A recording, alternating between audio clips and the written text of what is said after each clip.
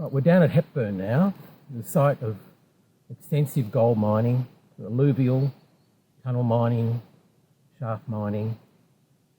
And through this process, much like right across central Victoria, the landscape, the waterway is severely impacted.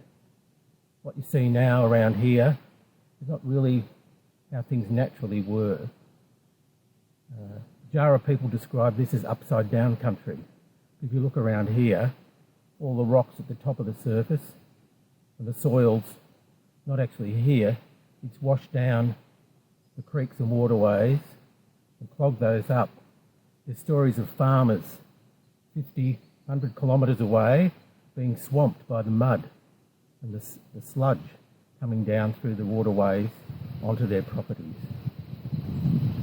The other thing that happened here in that mining process, that lure for gold, they required mercury in that processing of the gold. So they say for every tonne of gold that was found, there was a tonne of mercury used. And unfortunately, much of that is still a legacy for central Victoria. It's something that we need to be aware of. The EPA has quite clear guidelines about managing land that has been former gold mining works. Imagine down some of those deep tunnels and shafts under the ground.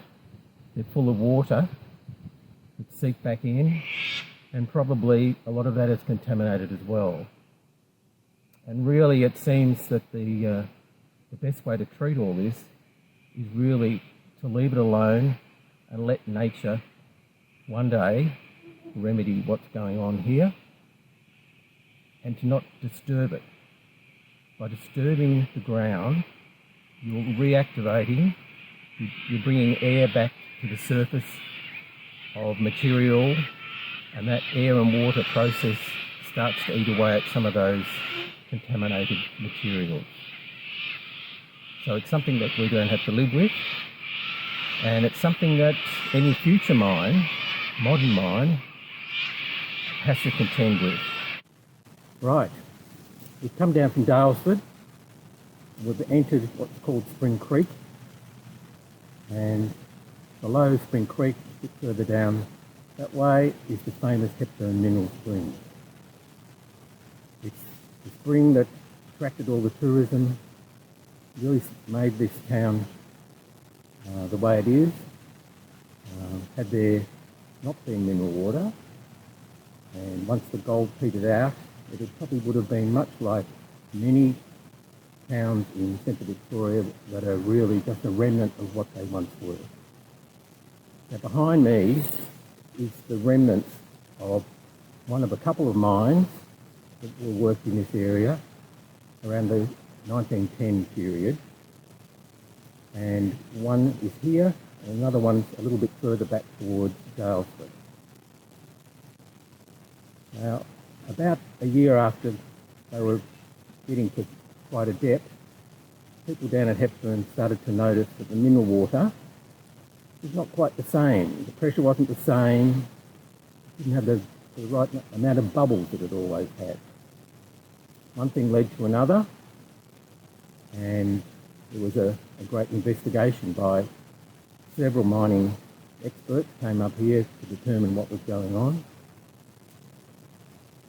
And really the end result of the whole thing was that these mines, the combination of mines, had actually broken through that flow system of the mineral water.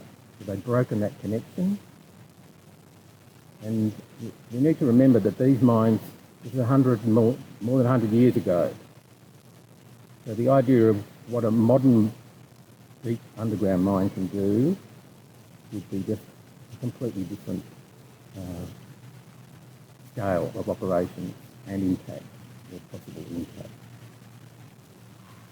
Now, what happened to the town? The water eventually actually stopped completely. Businesses were suffering greatly. People in Melbourne had heard about the water disappearing and were reluctant to come up here for their regular holidays. So properties were selling, businesses was closing up, the town really was in a bad way.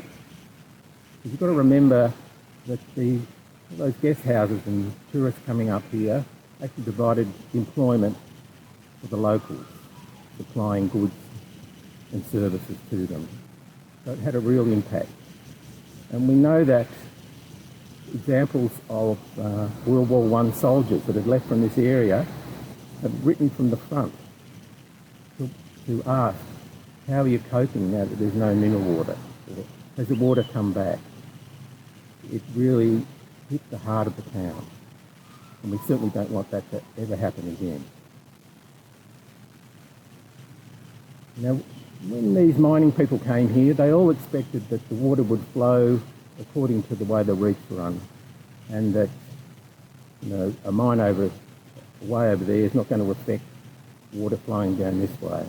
But that proved to be wrong.